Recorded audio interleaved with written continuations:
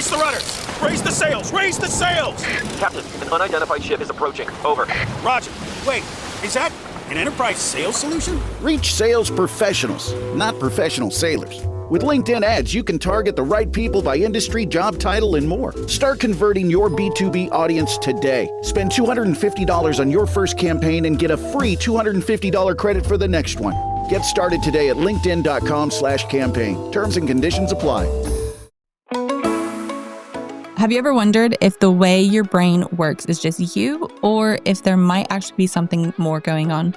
In today's episode, I sit down with Laurie, who was late diagnosed with ADHD and has such a powerful story of discovering her neurodivergence. We're going to talk about the struggles of masking, the freedom of unmasking, and those everyday ADHD moments that so many of us can relate to, but rarely talk about.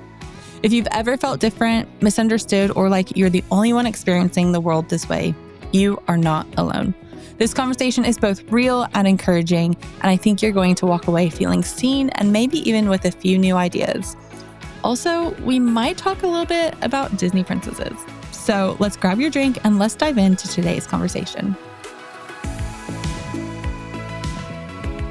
Okay, Laurie, you have a fun journey to kind of ADHD. Do you want to just share how you kind of come to that and part of your journey? Yeah, sure. So I was late diagnosed. I'm now 27. I was diagnosed when I was 23-ish, I think. And I had no idea I had ADHD. I always felt different. I always felt there's something. I always felt like my brain didn't work like everyone else. I just kind of just thought, well, that's just how I am. And that's just how I went through life. And obviously that had its struggles. But then I got to university, and the university I went to was a drama school. And at the drama school, you know, because mental health is a big thing within that industry, we did, everybody had to have a mental health session with a counselor. And now our counselor happened to also be somebody who diagnoses ADHD for the NHS as the other 50% of her job. And so when I talked to her, and I was just trying to just generally about like my life, my struggles, like what my kind of day-to-day looks like, she was like, I think you might want to go and get tested. And I was like, oh, I've never even thought about that. And she was like, no, I strongly recommend that for you. And so she actually sent me a lot of the stuff, like the kind of pre-test questions. And she was like, just see what you think when you read through these questions. And so I read through them all and kind of scored myself. And I was like, oh, okay, yeah, I think that I've probably got ADHD. And then obviously the diagnosis went on from there. But I had no idea. I really had no idea. Like I said, I felt different. And then when I got diagnosed, I was like, okay, a lot of things make sense now. And now obviously creating content about it and reading a lot more about it as well. And I'm like, a lot of things that I thought were just my brain doing my brain's things, it is actually my ADHD. Yeah. Did you ever think like, oh, do other people do this? Or did you always just kind of think, oh, this is just me? I felt both. So I think when I was younger, I felt like it was just normal and everyone kind of felt like that. As I kind of got older into being more of a teenager, I felt really different. And I could see that I was processing differently and reacting differently. And I think once you get to being a teen, you kind of become a bit more aware of what's going on around you. And you know, your social life is everything at that point in time. And so when it got to that stage, like let's say like 15, 16, and then onwards, I was like, okay, no, something is happening. And I was really like would have a meltdown about it. Like I felt really different to everyone. And I was like, am I autistic? I didn't ever consider ADHD. I did think at one point I was autistic because I was like, something is different about me. And I don't know what it is, but people just aren't like, it's almost like people weren't seeing what I was seeing. And I was like, why am I bothered by this thing that people aren't even noticing? Or like, why am I feeling, you know, why am I the person that's feeling like bothered by these sports clothes because they're not the clothes I'm normally wearing? Like I get really overstimulated by certain things. And I just thought like, I started noticing, like, why is no one else reacting like this? And I hated that. Obviously, again, at that age, it's like being different is like horrible. Like you don't want to be different. You want to be like everyone else. You want to fit in. Yeah, so you want to fit in. And so it's like, I really felt that at that age. But at the same time, you know, obviously there are other neurodivergent people. So whilst I didn't feel like I was neurodivergent, obviously there were other people who were feeling the same way. And so I was like, okay, maybe my brain isn't different because there are other people feeling this way. And it was just confusing. It was just a confusing time. Yeah.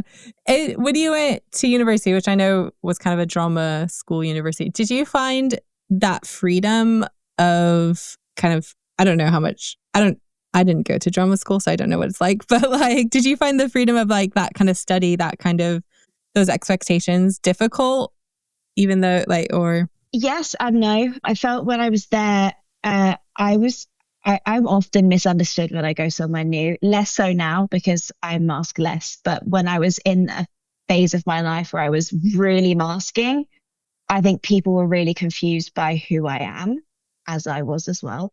And I think that, especially in drama school, because in drama school, everyone is like big, flamboyant, energetic, like you've got to be this and that. And so sometimes I would walk into the room and I would be that, and everyone would be like, okay, we know who she is. And then I would another day be completely different because something can overwhelm me in the morning, or like, you know, running late for me literally makes me feel like ill, like it will make me feel sick. And so if I was running late that morning, I'd go in and I'd be a completely different person because I was overstimulated. And then people would be like, why is she acting one way one day? And then it was like, she's fake, she's cold, she's a little bit weird, you know, whatever those things are, everyone kind of interprets in different ways. So it was hard on that front, that it's like you kind of are expected to be a certain way when you're studying drama. And that is generally quite extroverted, quite loud, which I can be, but I also am not at all times. And I think I found that really hard. It's like, because I was so used to masking, it's like, okay, but I don't know which, it's like I didn't know which person to be there. And that was hard. Yeah. As you've kind of been unmasking more, have you found it hard to kind of know who you really are, or has that kind of come naturally or easy to you? It did. I really struggled at the beginning. It's been like a whole process. I mean, I started thinking, you know, I was different in my teens. And so I started realizing and thinking about my own identity then. And like, I'm now 27. And I would say now is literally in like the last year or so is, and even more towards the like last 6 months, I've really felt like, okay, now I know who I am. But it was really hard along the way, for sure. Like multiple times, all the time, I would, you know, talk to the people close to me and say, like, I just don't know who I am. Like, maybe I am the fake person that people are saying I am, because I feel like I am sometimes being fake, but I don't mean to be, but I sort of feel like I have to be. And, you know, sometimes I really overthink social situations. I still do that. I always will. You know, I'll walk into a room and if there's less people, I'm better. If there's like a big group of people, I tend to go quite into myself. And I'd rather have like a one-on-one conversation with someone than try to command the whole room, because I find that quite hard. And I think often that really confused me, because I was like, well, I'm fine when I'm speaking to like a small group of people or one person. And then when I'm with a bunch of people, I just go silent and into myself. And then that group of people come away and think I'm cold. And I've had that feedback a lot. It's like, you're quite a cold person, that you don't really want to talk to people. And it's because I'm in my head about it. And when I'm in my head about something, I come across cold, and I'm like, what's going on in my head is I need to make sure this person's okay. I need to make sure that I talk to them, because otherwise they're going to think something of me. And what that comes across is like me sat there, like just looking at the room, like, okay, where do I go first? Which can look cold, right? Yeah. So it's like trying to learn that, like, you know, that is okay. You know, that was unmasking for me. It's like, it's okay to feel like that. And you can actually tell people, hey, I'm kind of struggling in this situation. I promise I am a nice person. If I do this, that, and the other, I'm really not trying to come across like that. And that's kind of what unmasking has looked like for me. Just trying to just be honest about what I'm feeling in that moment, because I think that is what people can really relate to and really feel comfortable with, is when you're truly like showing up as you in whatever state you're in. I think that's really powerful. And that is when people are comfortable with you, and you're comfortable in that situation too. Yeah. Yeah. Do you find if you walk into a room with a few people in it, but then more people come, you feel less in your head, or versus like when you walk into a room and there's already loads of people? Yeah. Or no, it doesn't matter. I mean, it really depends on the mood I'm in. And like I said, I can be really overstimulated sometimes and sometimes I'm not. And it really depends on what's going on in my life on that day, in that month, you know. I think generally, like I said, I'm better in smaller groups of people. I'm the best one-on-one because I am very intuitive. And I think what I really struggled with and what I still struggle with, but the main reason why I felt different when I was a kid is that I felt like I was picking up everybody's energy from everywhere. And I was like, I don't know what to do with this information. Like, obviously, I felt like everybody was picking up that energy. And I was like, why can't I deal with that? Why is everybody else able to go about their day when I'm thinking, I see someone upset over there, but I don't know if I should talk to them because there's somebody trying to have a conversation with me here. But I don't want to prioritize that right now because I see that happening. And then someone else is shouting behind me and I'm really distracted by that because that's noisy. And that seems like some drama. So maybe I should pay attention to that. But then this person's going to think I'm rude. But then that person's upset. It's like, I'm seeing all of this. I think everyone's seeing this. I know they don't now. But that was what I really struggled with. It's like the constant inputs from everywhere. Yeah. Yeah. Yeah. Yeah. As you have learned, like you kind of said over the last year, maybe like kind of 6 months, even more, as you learn more about yourself and ADHD, what is one thing that you've looked back on and been like, oh, that makes sense? Like something maybe you used to do or still do or did. It could be even just a one-off thing, but like, yeah, is there something that...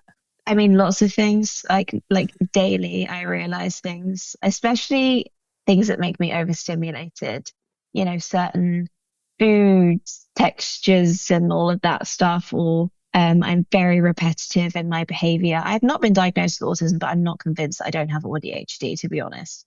But I can't say that I do because I haven't been diagnosed. But a lot of things that I felt were normal, very much now normal. I hate saying that because I think everyone's normal in their own way. But let's say things that I thought were more neurotypical and everyone does it and it's fine.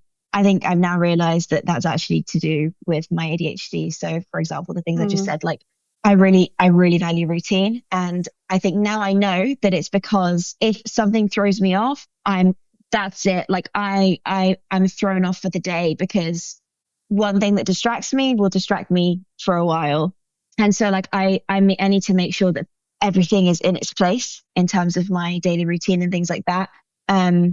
Definitely noticed that that's probably not what everyone does. And then one main thing that happened to me when I was a kid is that my mum is very similar to me. And so she kind of related to me from very little. And I had major anxiety when I was about 8 or 9. My parents had no idea why, but every single day I was going to bed and I was having a panic attack, like at 8 years old. And my parents were like, what is happening? Like, I have an amazing family. I was happy at school. Nothing was going on.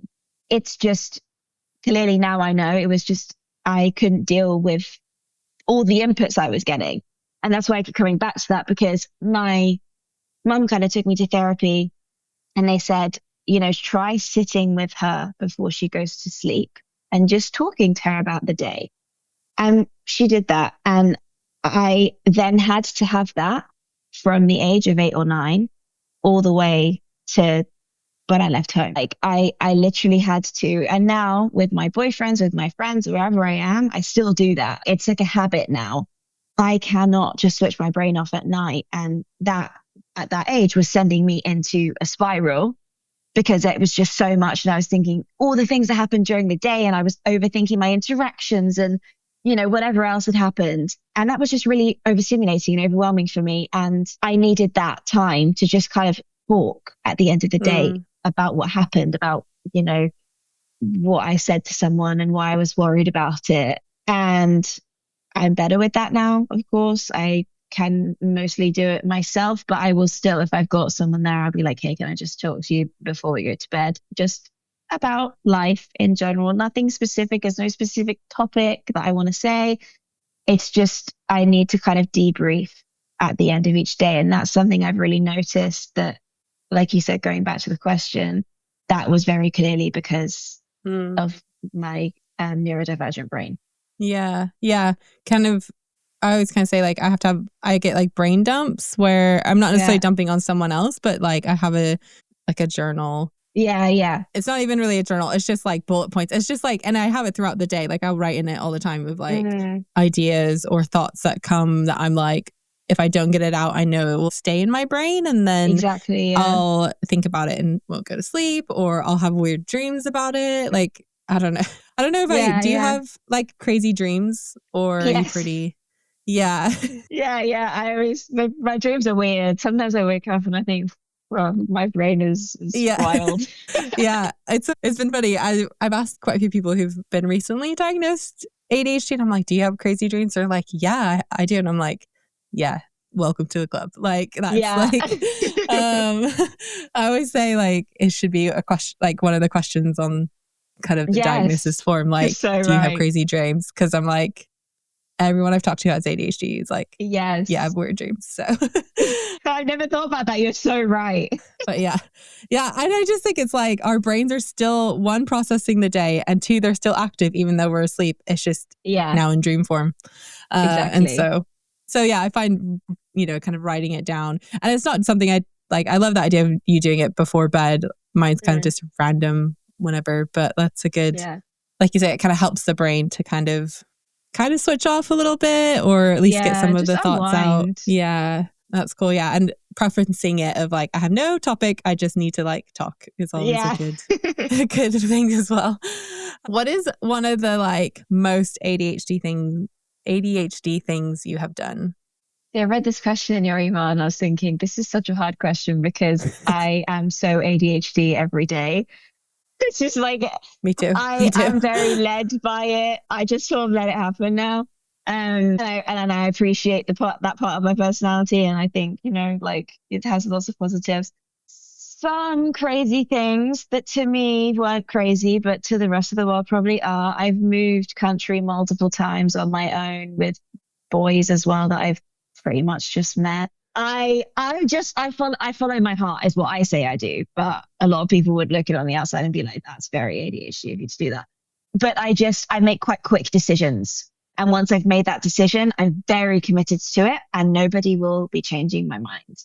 So if it is that I've just met someone and I feel a connection with them and they ask me, this has happened, to move to the US with them, off I go. If I've made that decision. And to me, it's like, well, if something happens, something happens. I have an amazing family. I can go back home. I have confidence in myself that I can, get a job whenever I need it. I kind of just blindly back myself. Whether that's a good thing or not, I don't know. But I kind of just always have. And yeah, I think other people around me notice that as well, because I will just, like I said, if I think I'm going to do that thing, I just will, which is a good and a bad thing. It has its positives, it has its negatives. It's the reason why I'm doing content creation. I literally decided at the beginning of this year, hey, I'm going to do this. And I did it because I was like, well, there's no other way now. I've decided, so I will. And so it's hard to say like what is the most ADHD thing I've done. Probably like moving countries. I also went to work for Disney for a little bit as a Disney princess. Very much a snap decision to go to the audition. Didn't think anything of it. Went, thousands of people there. And then I got to the end and I was like, oh, and then they offered me a job. And I was like, oh, I guess I'm moving to Paris. And it was amazing. And I loved every second of it. And then I left that to go and do teaching. Can I ask who you were? Can I ask that or no? Well, technically no, but I'm going to tell you anyway. It's Cinderella, Elsa, and Anna. Yeah, so all three. Yeah, it was amazing. But that was, again, like a very random. I didn't even know the auditions were happening. Just a friend was like, do you want to go? And I was like, yeah, okay. Yeah. But yeah, I'm very impulsive. I make snap decisions, and that just literally happens all day, every day. So it's hard to say what's the craziest thing. But yeah, probably moving countries every now and again. Yeah. And I'm in America now, in San Francisco. Yeah. Oh, that's like one of my favorite cities. Similar to you. I moved countries when I was 20. So yeah. Where did you go? I moved to England. So I'm from the US. Nice. Where are you from? And I moved to England. Seattle. Nice. So same coast as San Diego, but up north it's a lot more rainy. But it's a lot more sad, I say. But yeah, like I was like, I'm moving. So I did. And then I haven't moved any other countries. I will say I met my husband who does not like moving, but we have moved 1, 2, 3, 5 cities in 10 years. So Wow. that's, pretty good. Nice. Yeah. So we have now bought a house and he says he's dying in this house. So I was like, oh, okay, so you'll be dying in like 18 months from now. Like if we keep our pattern, like, I love that. That's so funny. Yeah. If he does end up dead in the next 18 months, that was not me. I'll just clarify that. That was like, just wanna. No, we don't claim that energy. We're not. Yeah. I listen to way too many true crime podcasts and I'm like, it's not good. Anyways, but yeah, I think what someone said to me recently that I'm really holding on to, and it's not that we necessarily make snap decisions. It's just the right decision didn't come until like we just, I'm totally butchering what she said, but she was basically saying we actually have things in the back of my mind we're thinking about. So like that itch to move or, whatever. It's just the right decision hadn't come yet. And so when it does come, we snatch it up basically, but it's not. And a lot of times we're thinking about it in our heads and maybe not like actively, like constantly thinking about it, but it's like there. And then it comes and you're like, yeah, okay, we're going to go and run with it. Yeah. And I like that. I really like that because I was like, yeah, that's true. Like it is something that, I always say like the podcast is the most ADHD thing I've ever done. A friend literally at 10 o'clock in the morning was like, you should start a podcast. And by that night I had like ordered all the gear, set up a website, got all the socials and like told my husband. I hadn't even told my husband. Like he came home from work and I was love that. We're now podcasters. This is our life now. But like at the same time, I think about like, I was wanting to do something that was sharing more about our everyday as a neurodivergent family. I just hadn't found it yet. And then when she said it, I was like, yeah, let's like, and I like snatched it up and ran with it. Yeah. So I like to think that's how we snatch up our decisions. We don't just make snap decisions. I like to. Yeah, I like that. I'm using that. I'm keeping that. Yeah. I've stole it from someone else, so it's totally okay. But yeah, I love how, you've moved. To me, that just, like, I've talked to a few other people who have ADHD and they've all moved as well. And I just think there's something about that. I don't know. I just think I haven't quite totally thought all through that, but there's something about it. Like someone who moves a lot, that adventurous spirit, I think is just part of the ADHD brain. And I love it. And I just think, I would love to go and survey like all the people who live in like their vans or their like renovate, school buses. And I'm like, I want to know how many people are ADHD. I feel like there'll be a lot. I feel like, Yeah. My brother actually also ADHD has literally just done that. He's bought a van and he's like going to travel. Yeah. I love it. Hey, it's Paris. You know, I love sparkly things, right? Like stars. Duh. And thanks to Hilton and AutoCamp, I just slept under them. Picture me serving looks by the fire outside my luxurious Airstream, making s'mores with the kids, while a national park is our backdrop. The great outdoors meets Hilton hospitality. That's hot. Explore all the new ways to stay at Hilton.com. Hilton for the stay. With a major selection of the looks your kiddos love starting at just $4 in the Walmart app, a new school year means a stylish new them. Who knew? Find skater skirts and Crocs that say, I'm casual but cool. Sparkly sneakers that say, it's my classroom, you're just learning in it. And preppy polos that say, I'm the teacher's pet, even if they're mommy's menace at home. Find their favorite styles starting at just $4 in the app. The Walmart you thought you knew is now new. What is something that has helped you as you've navigated kind of your diagnosis to kind of, I don't know, quiet your thoughts is the right word. I know you kind of mentioned it with having that brain dump at the end of the day, but like, are there any other, I don't know if hacks is the right word, but like anything else that you've done to kind of, quiet your thoughts or focus or anything like that? Yeah, like loads. I would say like on the scale of like severity of ADHD, I'm pretty much scoring pretty highly on the severe side. So I have tried a lot of things. I take lots of different supplements to help me. I don't know that they do, but I don't medicate. So that's kind of my alternative. I exercise a lot, and I was in denial for a long time that was to do with my ADHD. I was like, no, I just like it. But actually, if I don't do it, I really notice a difference in my mood. Really, really different. And obviously with exercise, and when I exercise, I mean, like, I exercise very intensely, because I don't know how to do anything unless it's intense. So when I do exercise, my body, like, by the end of it is like absolutely like dead. And I feel like I need that. My brain needs that, like, real, like, high energy, high intensity that makes me feel really good. Usually it's like sprint training or something that kind of sets me up for the day, kind of keeps me going, keeps me ticking along. And yeah, when I don't do it on the days that I obviously need to take a rest because I'm going crazy, I can't do that every day. I've tried. It didn't work out. My nervous system said no. And so I think on those days where I actually do have to chill, I notice a big difference in my mood. I'm a lot more, snappy.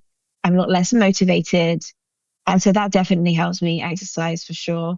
I'm a big planner. If I don't plan, I can't do it. I have to plan my day to the minute. And it's annoying for some people around me, because I won't deviate from that, because I know, like I touched on earlier, if I deviate from that, I will not get the things done I need to do. And I don't know how to deviate from it because I can't just go with the flow. If I go with the flow, and my flow is like, I'm going to get distracted by watching something for like the next 2 hours, and then I have a deadline that I haven't hit. And then I'm stressing out and I'm working until 3 a.m. It's like, I don't want to be in that position because I know that makes me really anxious. So I really I brain dump everything onto a whiteboard. Google Calendar is my best friend. Even if I'm meeting a friend for lunch, best believe they're getting a Google Calendar invite for that, because I need it, because otherwise I'm going to forget that it's there. If I need to order something, I do it there and then. That is one of the biggest things I have learned about my brain is if you remember something, do it there and then. Yeah. Don't get distracted by something else. If I need to order more probiotics, and I've literally done this. If I'm driving the car and I'm like, oh, I need to order this thing, I will pull over and order it there and then, because I'm not going to remember otherwise. And then I'm going to be out of probiotics, and then I'm going to order them. And that's not helpful. Yeah. Like I've already got to the point where I need it. So yeah, it's like doing things there and then, definitely one of the biggest hacks. Yeah, I do that as well. And so many people, so when I've like talked about myself having ADHD, they're like, but you do stuff. So like you're on top of things. And I'm like, I'm on top of things because I do it there and then. So yes. If an email comes in and says, hey, I need this done by such a time, or like depending on what it is, like I had a great example is like I was just had an eye test this afternoon, got an email from someone saying, hey, could you take this quick survey because they wanted feedback from something. They'll be like, it's like 2 minutes. I was like, okay, yep, there and then in the eye doctor while I waited, like I did it. And they replied, they're like, oh, that was so fast. Like, thanks for being so speedy. And I'm like, if I didn't reply to you right then, you would never get a reply from me. So yeah, exactly that. Yeah. And it's so true. In a similar vein, I leave things in the same place. Like I really try my best to like have a spot for the keys, have a spot for my towel, have a spot, like, because I genuinely will forget. Even like the smallest things, I need them all in the same place because I will not remember where things are otherwise. So that's another thing that's like a hack, if you will, just making sure that everything has a place. Yeah, definitely. And like that idea of out of sight, out of mind. So having things, like you said, in a place will help keep them in mind. As someone who doesn't have kids, I'm assuming you don't have kids. How can someone, so a lot of people I talk to do have kids and we talk about support, but so someone who doesn't have kids, how can they support you as someone who's neurodivergent? I think for me, it's just, I want to be accepted for who I am, but I don't want to use my neurodivergence as an excuse for anything I do, because I know sometimes I can be snappy. I know sometimes I can be a lot. Like once I've made my mind up on something, if I decide like I'm bringing someone with me, like I get really aggravated if they're like, oh no, I don't want to do that. No, because you were in my plan. So like you have to. And I find, things like that quite hard. So I think accepting me for who I am is a big thing, and kind of not judging me for behaving in a certain way. I also really care that people call me out on things as well. I want the people closest to me to say, hey, that actually didn't make me feel very good when you behaved like that, or when you said this thing, it upset me. Or, today you've not really asked me how my day's been. And I know that you're overwhelmed, but, I want to matter as well. And I want people to say that to me, because of course they matter to me. It's just sometimes my brain is just not focusing on anything else other than whatever is bothering me at the time or whatever I need to do. So I think that's a big one. It's like a big way to support me is to just tell me, how I'm showing up, how I can be better. I really care about that. And I mean, I think I can actually talk a little bit about like supporting from like a caring perspective for children. I was a nanny for a long time, and I've definitely dealt with many neurodivergent children. I think that it's actually really helpful if you are neurodivergent yourself dealing with children who are like that, because it's like, oh, I get it. Like I did that too. And I think it's literally the same thing. If you're talking to a child or you're talking to an adult, obviously there's different ways to go about it depending on the age of the person and also depending on the personality of the person. But I think it kind of all boils down to support in whatever way you can. And that does also mean what I said, like sometimes it's saying the things that is like, you're actually kind of coming across not very well, or you're coming across a little bit selfish right now. Like, let's see how we can like let's rephrase that. If you're talking to a child, if you're talking to me as an adult, it's like, oh, Laurie, you said this one thing, you're probably not aware of it, but it kind of upsets me when you say stuff like that.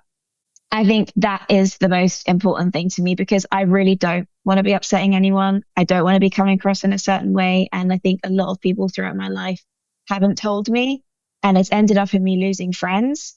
And I now know that there was actually no reason for me to lose those friends, because I didn't mean anything by it. But I sometimes was, making a conversation about me, or I was interrupting, or I was being, really loud when that wasn't the right thing to do in that situation.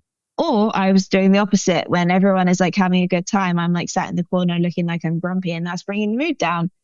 It's just, I want communication. I want people to tell me is the main thing I'm trying to get across. Yeah.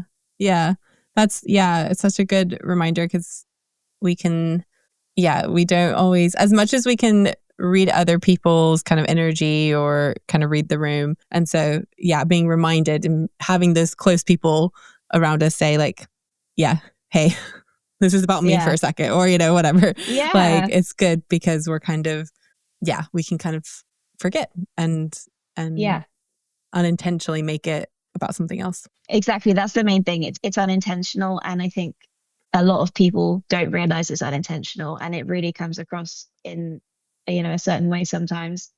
And the thing is, I do genuinely try to learn from it. It's not like someone's going to remind me and I'll be like, the next day do exactly the same thing. I really will try to not do that. And so it's helpful for me in my own development for people to say something to me, because now I do interrupt people less. Now I do make sure that I ask questions in conversations. Now I do. Like when I was a kid, I never used to make eye contact with anyone. And my mom was like, hey, you can't do that. It comes across as rude. I know you find it hard, but like, let's practice. And now I do make eye contact with people. And yes, I still find it uncomfortable, but it doesn't matter, because it's important. And it's like, you need that mental reminder. And it's the people closest to you who can do that, because you trust them, you trust their opinions. And you trust what they have to say. Even if you're a kid, like I just said, when I was a kid, my mum used to say certain things to me, and that stuck with me even now. So it's really important, I think, to kind of call people out on it in a kind, loving way, of course.